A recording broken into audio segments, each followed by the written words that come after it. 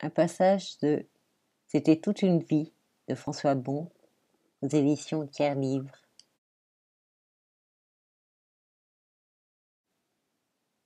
Pour ce Noël, elle est retournée 24 heures dormir à la Solidarité Urgence Sétoise. C'est à 40 km 7. Il y a d'écart. Et ça lui faisait un changement. Une page de plus dans son cahier sur la différence des deux villes.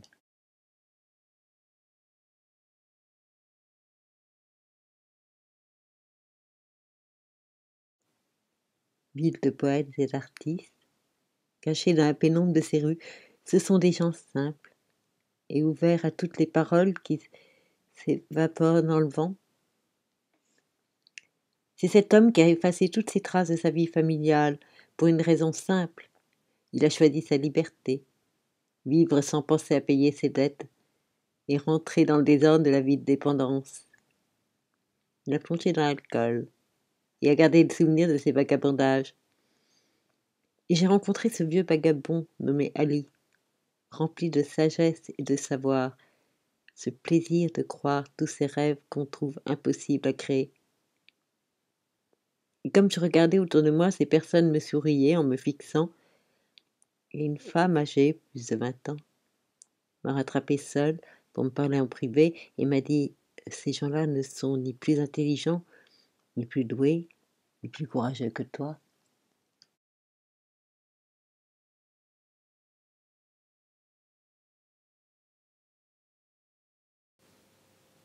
Et on se dit qu'on a de la chance qu'à pareil réveillon s'écrive, et qu'on ait la trace, les mots et les rêves. La voix qui repart dans la nuit par un porche entre les immeubles. Elle disparaît une fois de plus sur la côte. On ne sait pas si elle est à Marseille ou ici simplement, dans la vieille rue haute du centre de Montpellier. Elle avait des vêtements râpeux.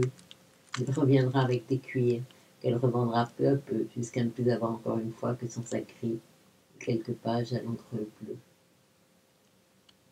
Et cette percussion infernale, même à 21 ans, qu'à chaque fois on dirait qu'il faut aller plus loin au fond, que cela forcément aura une fin, et que les hôpitaux privés, dans la campagne tout autour, à Quissac ou Sussargues, où ils auront enfin les somnifères définitifs, sont la seule famille qui puisse les accueillir au bout du compte, faute d'un attachement autre.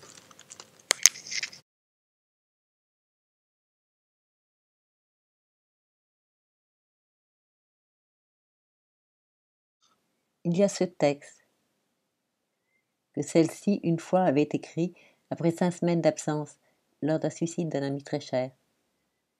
Avec cette scène sur le pont du chemin de fer et celui qui marchait seul sur le grillage enjambant les lignes haute tension, et elle, de la rambarde au cœur de la nuit, qui lui donne des discours, et le tonnerre grandissant des machines, et que les mots les plus beaux, parfois, ne suffisent pas à inverser les rails d'une vie. Et tout cela dans une page. Et elle qui fit cette page aujourd'hui un peu plus bas, dans cet hôpital entre Montpellier et Lodève, comme si tout ramenait à cette route. Et l'enveloppe reçue avec un texte encore, pour ce qu'elle disait, mon livre. Et ce venez me voir, écrit au dos de la lettre. Et qu'on n'y est pas allé. Et un livre envoyé pour se faire pardonner, les filles du feu.